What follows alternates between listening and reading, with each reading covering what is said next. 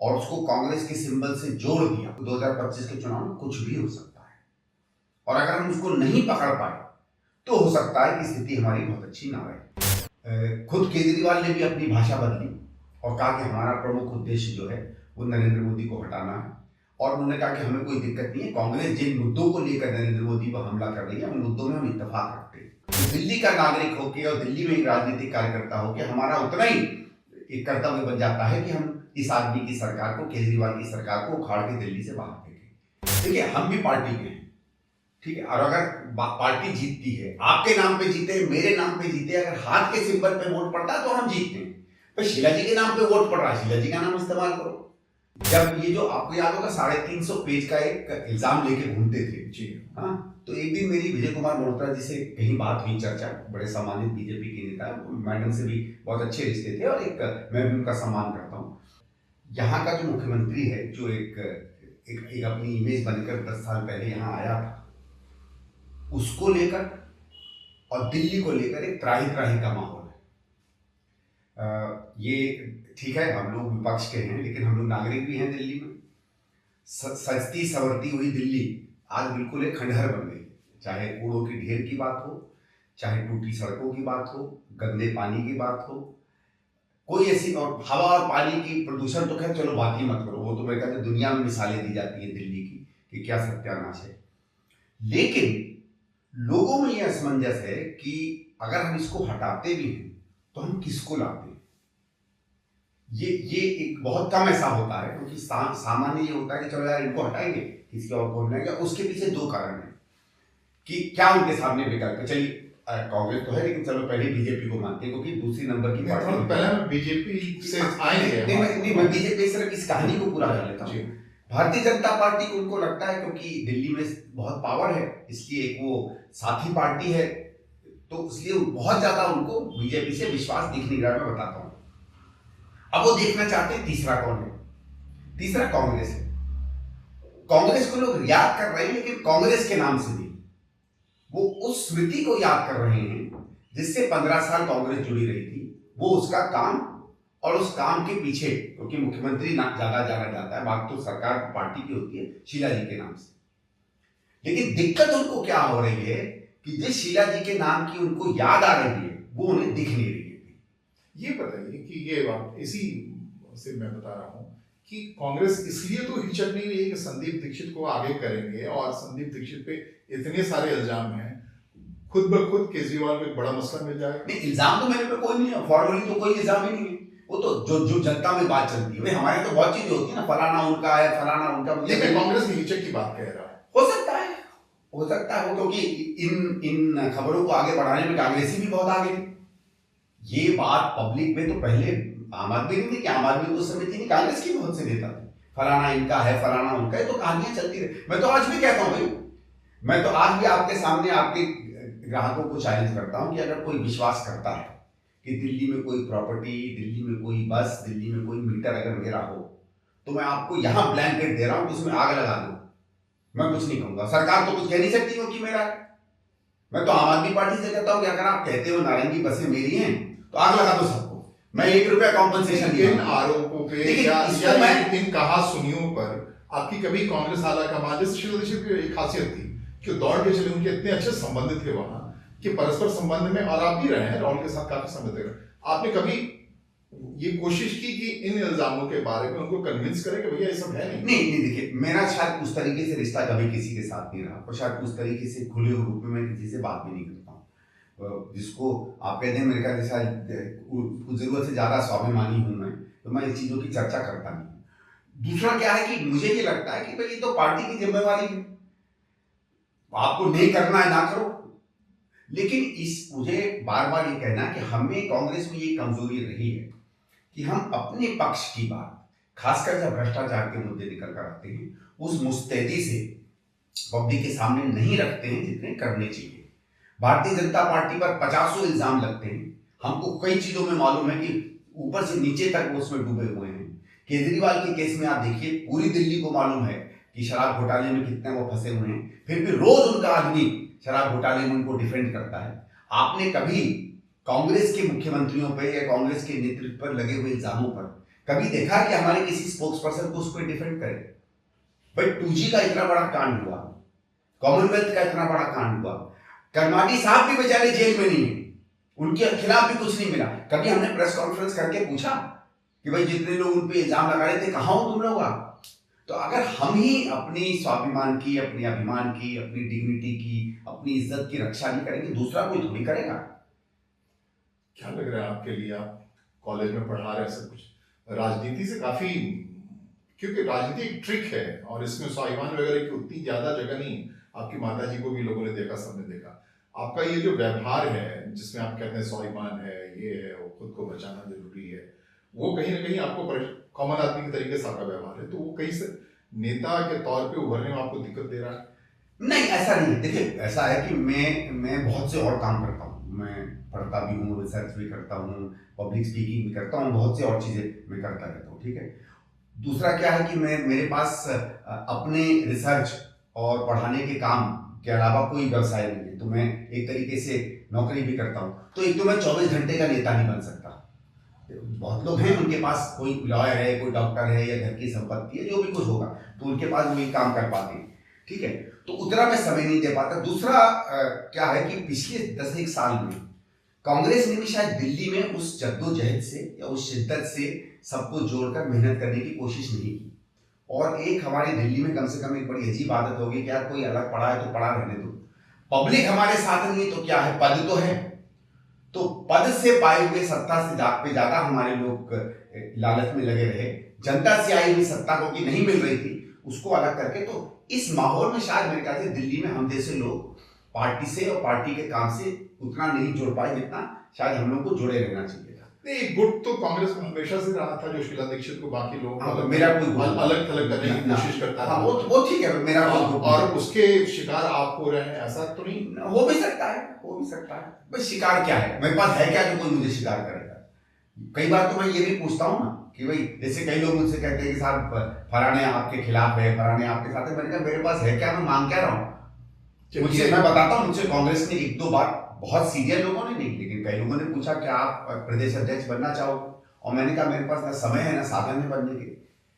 तो मैं तो कोई सत्ता मांगी नहीं, मैंने AICC में कोई पोजीशन जैसे जनरल सेक्रेटरी कोई कभी मांगी नहीं, तो मैं किसी का मांग क्या रहा हूँ? लेकिन अब होगा कुछ, होगा भी हो सकता है मैंने कुछ ऐसे अवगुण हैं नई लोगों को पसंद है, वही तो वो जान। नहीं, 2 बार के आप सांसद रहे हैं, कांग्रेस के सांसद रहे हैं, तो आपका भी तो दायित्व बनता है कि यहाँ कांग्रेस खड़ी हो। नहीं बनता है, इसलिए मैं अपने तरीके से करता रहता हूँ। देखिए बीच में क्या हुआ, क्योंकि मुझे मध्य प्रदेश में जहां मैं काम करता था, मैं वहां रहा, तो पिछले 7-8 साल मध्य प्रदेश में सक्रिय रहा वहां की पार्टी के लिए। मैंने करीबन 700-800 संगठनों को कांग्रेस से जोड़ा, कई किलोमीटर मैंने मध्य प्रदेश में यात्राएं की, हम लोगों ने करीबन 1200-1300 से ऊपर मीटिंगें की। हमको लगा कि दिल्ली में नहीं मौका मिल रहा, मध्य प्रदेश में मौका, कोशिश करेंगे कांग्रेस के लिए। कई कई जगहों पे हम लोग जाते हैं, दिल्ली में अपने दायरे से काम करते रहते हैं। लेकिन इतना देखो, अब आप उसको मेरी कमजोरी मान लो, या मेरी बेवकूफी मान लो, या मेरी इम्प्रैक्टिकलिटी मान लो, मैं बिल्कुल एकदम वैक्यूम में नहीं, जो है आप वो है, इसके ऊपर ऊपर नहीं मैं काम करता हूँ। मुझे देखो, मैं ऐसा है कि कोई जबरदस्ती जाकर, क्योंकि दिल्ली की जिस तरीके की भाषा है, जिस तरीके की दिल्ली की राजनीति का कल्चर है, मैं उसमें आपको बहुत कंफर्टेबल नहीं मानता। ये पहली चीज तो तू तड़ाक में ऐसी हम लोग उत्तर प्रदेश के हमें बहुत पसंद नहीं आती, और उसमें उसके बाद मतलब बैठे रहो एक दूसरे पर पूछे मजाक करते रहो, वो सब कल्चर से थोड़ा सा ठीक है। मौका मिलेगा मिलेगा। अभी देखिए अब की बार पार्लियामेंट में हमने टिकट मांगी, ठीक है, मुझे लगा कि नहीं मैं जीत सकता हूँ। इस दिल्ली की सीट दुर्भाग्य से वो आम आदमी पार्टी को चली गई। अब क्यों चली गई ये तो हाईकमांड जाने। फिर नॉर्थ ईस्ट की सीट मांगी, उनका वो नहीं मिल रही, मुझे पता चला कि वो कन्हैया को मिलेगी, तो मैंने कहा चांदनी चौक दे दो। पार्टी ने कंसिडर किया, नहीं माना उसके लायक, ठीक है, नहीं माना उसके लायक, ठीक है, नहीं माना। तो हम अपने तरीके से मौके ढूंढते हैं। अगर पार्टी को लगता है कि आप मौके के लायक नहीं हो तो ये तो उनका निर्णय है। क्या लग रहा है, अभी आप कह रहे थे कि प्रीवियस इलेक्शन का पूर्वानुमान बता रहे थे आप, या सर्वे बता रहे थे, 30-32 आप बता रहे थे, अगर अगले 2 महीने के बाद चुनाव हो तो कांग्रेस को कहाँ देख रहे हैं आप? देखिए अभी क्या स्थिति है, अभी मैं नहीं कहना चाहूंगा ज्यादा, क्योंकि पूरी पढ़ते अभी खुलेगी, लेकिन मुझे ये विश्वास है कि देखो एक चीज मैं मानता हूँ, आप भी दिल्ली में घूमते होंगे, हमारे कैमरा वाले भाई साहब भी दिल्ली में घूमते होंगे। पिछले 8-10 साल में ना मेरी तरफ से ना कांग्रेस तक की तरफ से शीला जी के नाम को बढ़ाने की कोई प्रयास किया गया संगठित तरीके। फिर भी आज आप दिल्ली के किसी गली मोहल्ले में चले जाओ तो लोग एक तरीके से लाचार होकर उनका नाम लेते हैं कि नहीं भाई वो एक स्वर्णिम समय था। तो एक माहौल बन रहा है और माहौल बड़ा भयानक बन रहा है। अगले 2 या 3 महीने में अगर हम उस माहौल को पकड़ने में सक्सेसफुल हो गए, उसके लिए रणनीति बनाकर उसको पकड़ लिया और उसको कांग्रेस के सिंबल से जोड़ दिया, 2025 के चुनाव में कुछ भी हो सकता है। और अगर हम उसको नहीं पकड़ पाए तो हो सकता है कि स्थिति हमारी बहुत अच्छी ना रहे। नहीं पकड़ने के कौन कौन से कारण हो सकते हैं? अगर प्रयास ना करें, कोई भी प्रयास से एक तो मसला है कि कांग्रेस हाल के दिनों में ईडी गठबंधन के नाम पे केजरीवाल और साथ आ चुके हैं, जिसका नुकसान आप माने न माने हरियाणा में हुआ होगा, मेजर तौर पे पंजाब में हुआ। तो ये उसका दिख रहा है कि दिल्ली में भी उनके साथ आने का दोनों प्राकृतिक रूप से बिल्कुल अलग गठबंधन थे। भारत सरकार के गठबंधन में या इंडिया जो अलायंस था वो राष्ट्रीय स्तर पे था।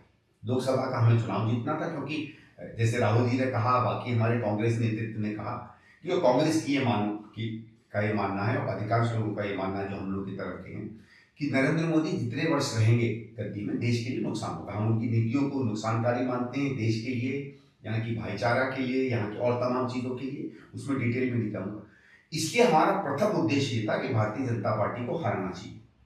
उस समय अगर आपने देखा होगा चुनाव के 3-4-5 महीने पहले खुद केजरीवाल ने भी अपनी भाषा बदली और कहा कि हमारा प्रमुख उद्देश्य जो है वो नरेंद्र मोदी को हटाना है। और उन्होंने कहा कि हमें कोई दिक्कत नहीं है, कांग्रेस जिन मुद्दों को लेकर नरेंद्र मोदी पर हमला कर रही है उन मुद्दों में हम इत्तेफाक रखते हैं। ये बड़ी लड़ाई थी, हमारा कोई कन्फ्रंटेशन नहीं था आम आदमी का उस समय, बल्कि इस मानो तो विचारात्मक रूप से वो हमारे साथ आके खड़े हुए। जो भाषा राहुल जी बोल रहे थे ये अपने 10 साल के एग्जिस्टेंस में पहले तो नहीं बोले थे, लेकिन पहली बार बोलने लगे, क्योंकि एक समय तो ये भी कहते थे ऊपर मोदी नीचे केजरीवाल। तो वो सब भाषाएं उन्होंने बदली। हो सकता है कुछ उनको पता चला हो कि हम जब तक इंडिया अलायंस के साथ नहीं खड़ेंगे, जो भी कारण था। इस कारण से कई राज्यों में जिन पार्टियों के साथ हमारा स्वाभाविक एक प्रतिद्वंदिता थी वो लोकसभा स्तर पर क्योंकि नहीं थी, हम साथ आए। अब उसी आर्ग्यूमेंट को अगर हम दिल्ली में लें तो 99% दिल्ली का जो कार्यकर्ता कांग्रेस का है और दिल्ली का जो नेता है कांग्रेस का, वो उसी तरीके से जितना हमको विनाशकारी नीतियां मोदी की देश के लिए लग रही हैं उतनी ही विनाशकारी नीतियां हमें केजरीवाल की दिल्ली के लिए लग रही हैं। तो अगर यह है कि एक नागरिक होकर और एक राजनीतिक व्यक्ति होकर मेरा कर्तव्य है कि मैं नरेंद्र मोदी को हराऊं, तो दिल्ली का नागरिक होकर और दिल्ली में एक राजनीतिक कार्यकर्ता होकर हमारा उतना ही एक कर्तव्य बन जाता है कि हम इस आदमी की सरकार को, केजरीवाल की सरकार को उखाड़ के दिल्ली से बाहर फेंकें। इसलिए उसी लॉजिक को अप्लाई करते हुए यहाँ जैसे हमारा लोकसभा में उद्देश्य था मोदी को हराना, यहाँ हमारा उद्देश्य होगा कि हम इनको हराएं। और क्योंकि हम लोगों ने ये सिद्ध किया है अपने 15 साल में कि दिल्ली को एक बेहतर शहर कांग्रेस बना सकती है, बनाया है, बना सकती है, और अगर और हमें समय मिलता तो और भी बेहतर शहर मिलता, तो उससे अगर हम लेकर आगे बढ़ेंगे तो 100% हम लोग जीतेंगे। संदीप जी, आपकी माता थी शीला दीक्षित हैं और रही होंगी हमेशा, लेकिन उन पर जो व्यक्तिगत आक्षेप लगा है केजरीवाल ने अपने पॉलिटिक्स को चमकाने के लिए, और तो लगता है कि जैसा कि आप बता रही हैं कि कल्ट है, शीला दीक्षित एक लेगेसी है, तो शीला दीक्षित पे जो आरोप लगा है उसको आप नहीं भूल पा रहे हैं और कांग्रेस भूल गई, ऐसा तो नहीं भूल नहीं पा रहे, क्योंकि वो लोगों की स्मृति में है। कभी कभी निकल कर आता, आज ही कोई आया और कहने लगा कि साहब सुना है दिल्ली में जो बसें हैं वो आपकी। मैंने कहा मैं तो 10 साल से इंतजार कर रहा हूँ कि उस पर इंक्वायरी करो अगर मेरी बसें हैं तो। मैंने तो यहाँ के डिम्स के डायरेक्टर को भी लिखा कि भाई साहब बसें हैं तो मुझे भेज दो, मेरी बसें हो तो, नहीं तो बोलो कि मेरी बसें नहीं है। मैंने तो एलजी को चिट्ठी लिखी है 2 या 3 बार कि साहब आप, मैंने खुद लिखा, मैं शायद पहला व्यक्ति हूँगा इस देश में जिसने लिखा कि इन चीजों पर आरोप मुझ पे लग रहे हैं, आप कृपया इन पे इंक्वायरी करवाइए। मैं केजरीवाल को इसलिए नहीं भेज रहा हूँ, केजरीवाल कहेगा मेरे पास एंटी करप्शन ब्यूरो नहीं है। अब एलजी साहब तो कोई कांग्रेस न्यूट्रल माने जाते हैं, लेकिन कोई कांग्रेस के अपॉइंटी तो है नहीं, भारतीय जनता पार्टी भी तो करती। तो मैं चिट्ठी लिखी है कि इन सब पर आप इंक्वायरी कराओ, क्यों नहीं करवाते। जब ये जो आपको याद होगा 350 पेज का एक इल्जाम लेके घूमते थे जी, हाँ, तो एक दिन मेरी विजय कुमार मल्होत्रा जी से कहीं बात हुई, चर्चा, बड़े सम्मानित बीजेपी के नेता, मैडम से भी बहुत अच्छे रिश्ते थे और एक मैं भी उनका सम्मान करता हूँ। तो मुझे बता रहे थे हंसते हुए कि ये जब मुख्यमंत्री बने तो भारतीय जनता पार्टी एक डेलीगेशन लेकर इनके पास गई कि आप शीला दीक्षित जी पे कार्रवाई क्यों नहीं करते, इंक्वायरी क्यों नहीं करते। तो उन्होंने पूरा जो 350 पेज के दस्तावेज थे उनके सामने रख दिए कि इतना मेरे पास प्रूफ है। तो कहने लगे, हम उसको बांचने लगे। मालूम क्या था? 350 page paper cutting, Hindustan times की कटिंग, टाइम्स ऑफ इंडिया की कटिंग, इंडियन एक्सप्रेस की कटिंग, कटिंग प्रूफ होता है। मतलब ये आदमी सिरे से झूठ बोल रहा था, दिल्ली की जनता को बेवकूफ बना रहा था। तो जब पेपर कटिंग इसका सबूत है, वो क्या फिर सबूत है तो क्या कर पाते। हमारा केवल ये है कि एक जो भारत की बड़ी अजीब आदत है वो ये है कि किसी पर इल्जाम गढ़ने में तो हम लोग बहुत आसानी से और हमारी जनता मान लेती है, लेकिन उसका कोई एंड लाइन नहीं है कि अगर सिद्ध कोई चीज नहीं होती है तो वो हमारी स्मृति में बनी रहती है। आप जब इतनी बड़े हस्ती के खानदान से हैं, उमाशंकर दीक्षित जी के नवासे हैं और शीला दीक्षित जो दिल्ली के 15 साल तक चीफ मिनिस्टर रही उनके पुत्र हैं, आप अगर ये बात कह रहे हैं और आपके अंदर ये कसक है कि कांग्रेस ने पिछले कामों को या इन हस्तियों को भुला दिया, ऐसा लग रहा है आपको? भुलाना एक बात होती है, मुझे लगता है डेलिबरेटली अलग किया, और बात इसमें कोई मेरे को अंदर में कोई कसक नहीं है। देखिए, हम भी पार्टी के हैं, ठीक है, और अगर पार्टी जीतती है, आपके नाम पे जीते, मेरे नाम पे जीते, अगर हाथ के सिंबल पे वोट पड़ता है तो हम जीतते हैं। पर शीला जी के नाम पे वोट पड़ रहा है, शीला जी का नाम इस्तेमाल करो। भगत जी के नाम पे वोट पड़ता था, भगत जी का नाम इस्तेमाल करो। भाई, पार्टी को तो ये करना चाहिए कि चुनाव में उसकी सबसे मजबूती से किस चीज के स्मरण से, किस चीज के हमले से या किस चीज के डिफेंस से हम सशक्त होते हैं, उसको हमें इस्तेमाल करना चाहिए। किसी के प्रति हमारे नेताओं की या व्यक्तिगत नेताओं की कोई भी द्वेष रही हो, कोई भी लाइक डिसलाइक रही हो, राजनीति में वो जरूरी नहीं होता है। जरूरी होता है पार्टी के लिए क्या चाहिए। संदीप जी, शीला जी के जाने के 5 साल के बाद ये चुनाव आ रहा है और आखिरी दिनों में भी शीला दीक्षित ऐसा महसूस कर रही थी, आपकी माता जी, कि पार्टी में ढंग से उनको दरकिनार किया जा रहा था। ऐसा भी आपके अंदर कुछ है फीलिंग? शीला जी को दरकिनार किया जा रहा था जी नहीं, उस समय तो मुझे नहीं मालूम, क्योंकि वो तो प्रदेश अध्यक्ष थी। और उस समय मुझे लगता है कि हम लोगों ने, क्योंकि वो हम लोग 5 सीटों पे नंबर 2 रहे थे दिल्ली में, लोकसभा में 2 सीटों में ठीक तरीके से हम उतने नहीं लड़ पाए थे। लेकिन हम लोग जो आकलन कर रहे थे कि लोकसभा के चुनाव के 1 आध महीने बाद, और ये मैं आपको बताऊंगा कि जो हम लोगों ने सर्वे करवाया था उसमें 34 सीटों पर एक्चुअली में हम लोग जीतते हुए दिख रहे थे। अब ये सही गलत मैं नहीं कह रहा हूँ, सब का जो सर्वे आएगा, तो हम लोगों को ये लग रहा था कि शीला जी के नेतृत्व में जो 2020 का चुनाव आएगा, कांग्रेस या तो नंबर 1 या नंबर 2 पार्टी बन जाएगी। दुर्भाग्य से वो हमारे बीच नहीं वो चला गया। लेकिन उसके बाद भी जो पिछले अगले 4-5 साल में हमको जो मजबूती हमको मिली थी लोकसभा चुनाव में, जिन मुद्दों पे, जिन विषयों पे, जिस नाम से, उसको हमें जो पकड़ के चलना चाहिए था और जिस संगठन से, जिन चेहरों के साथ पकड़ के चलना चाहिए था, हमें लगता है वो हमारी बहुत बड़ी कमजोरी होगी कि हम कहीं भी किस तरीके से 2020-21 के बाद, चलो 1-2 साल आप कोविड का मान भी लो, हमें जो पकड़नी चाहिए थी, भाई हमारे नाम की रस्सी ऊपर जा रही थी, हम ही ने उसको नहीं पकड़ा, वो हमारे लिए बहुत कमजोर गया। इसलिए पिछले 3-4 साल में आप माने तो थोड़ा सा पार्टी आवश्यकता से ज्यादा कमजोर हो गई। ऐसा क्यों बना है? तो मैं कह रहा हूं, ये स्थिति जो बनी है, इसमें कांग्रेस को अपने आप कहीं इसके बीच में अपनी जगह ढूंढनी है। 1998 से लेकर के 2013 तक कांग्रेस रात में था दिल्ली, और ये जो आम आदमी पार्टी आई, उसी को एक मसला बना के आई।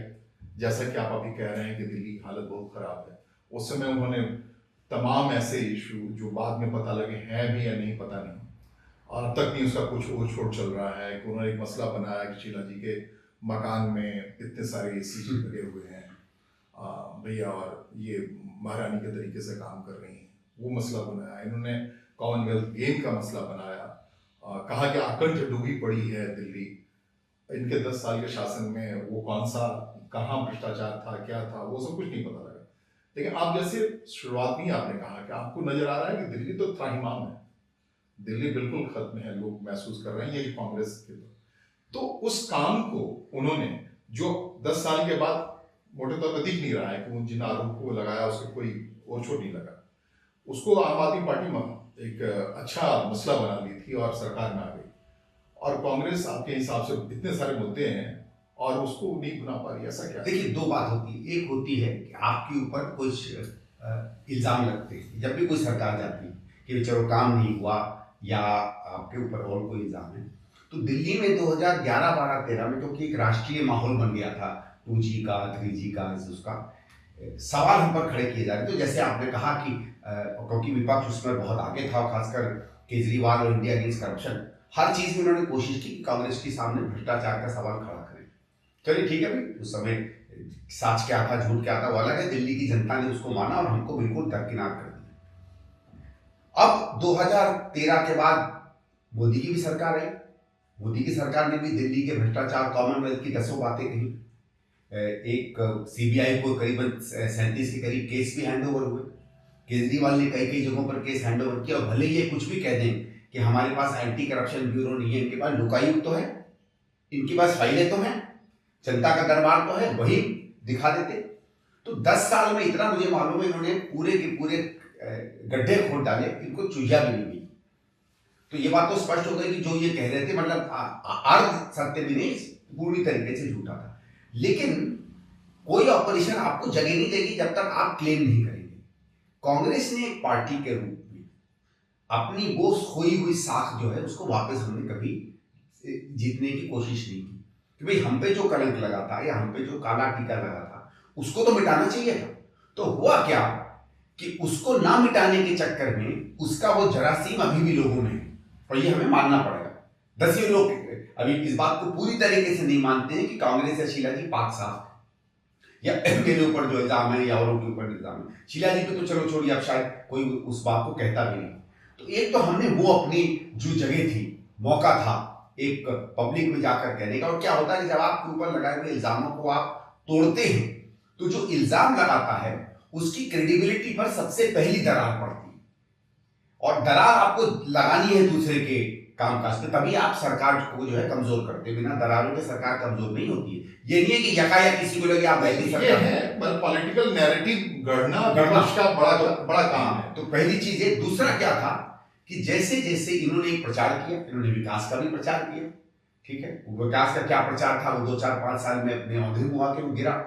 तो जब दिखने लगा कि उनके प्रचार प्रसार का हकीकत से कोई जोड़ नहीं है, ठीक है, तो उस समय भी आपको खड़े होकर उसको उजागर करना चाहिए था।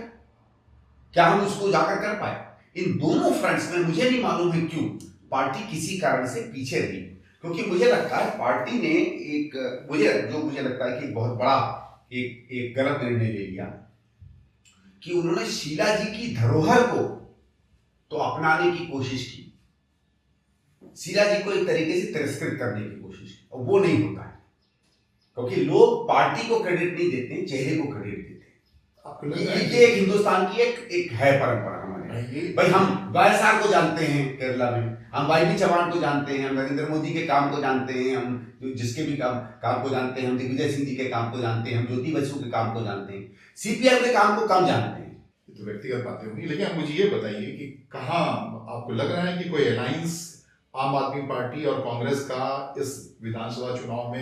अलायंस तो मेरे हिसाब से अलायंस अगर होना चाहिए तो तब होना चाहिए कि हम 60 सीटें लड़े और ये 10 सीटें लड़े, अदरवाइज तो नहीं होना चाहिए। और मैं तो कह रहा हूँ अलायंस में क्यों नहीं, वो हमारे जूनियर पार्टी में क्यों नहीं बन सकते जिन्होंने सत्यानाश की। भाई क्यों अगर हम क्या दिल्ली में इसलिए आना चाहते हैं कि इनके आलीशान बंगले में इनकी जगह कोई कांग्रेस का व्यक्ति मुख्यमंत्री बन के रहे? वो तो एक कारण नहीं हो सकता ना। हो सकता है हम में कुछ लोग सिर्फ सत्ता के लिए हैं राजनीति में, मुख्य कारण तो ये है कि दिल्ली बेहतर करे। तो जिसने दिल्ली बर्बाद की है उसकी टोपी के नीचे हम कैसे चुनाव लड़ सकते हैं? ये बताइए ना भाई। माफ करिए, मैं बहुत भद्दा उदाहरण आपको दे रहा हूं। अगर हम बलात्कार के खिलाफ किसी अभियान को चलाते हैं तो जिस व्यक्ति पर सबसे ज्यादा बलात्कार के आरोप लगे हैं उसको अपना अग्रणी बना देंगे क्या? मैं सॉरी माफ करिए, एक गंदा एग्जांपल दे रहा हूं, लेकिन ये इलस्ट्रेट करता है पॉइंट। हमारे हिसाब से दिल्ली का सत्यानाश करने का सबसे बड़ा जो दोषी है, हम उसके नेतृत्व में दिल्ली को बेहतर करने के लिए राजनीति कैसे कर सकते हैं? ये तो बड़ी, लेकिन जो तैयारी है आम आदमी पार्टी की, जो पावर में है, वो जो भी लगातार हर दिन कोई ना कोई खबर आ रही है कि वो बीजेपी से, कांग्रेस से नेताओं को अपने यहाँ ज्वाइन करा रहा है या जो भी कर रहे हैं, और उनकी पेशबंदी पक्की है और ठीक ठाक कर रहे हैं तैयारी की। उसकी तुलना में अगर देखूं तो कुछ ऐसे ही पम्पलेट नुमा काम हो रहा है कांग्रेस में कि न्याय यात्रा लाएंगे, 8 से शायद चल रहा है, 8 से शुरू। तो उस तैयारी, कांग्रेस की तैयारी है और बाकी बीजेपी और आम आदमी की पार्टी की तैयारी में कांग्रेस नेता के तौर पे क्या महसूस है, क्या रैंक देंगे आप? नहीं देखिए, जहां तक हमारे यहाँ से लोगों को लेने का है ना, अब वो तो ठीक है, वो तो आम आदमी पार्टी के पास अपना तो कोई है नहीं, ठीक है, तो वो तो कहीं से लेते हैं, वो अलग बात है।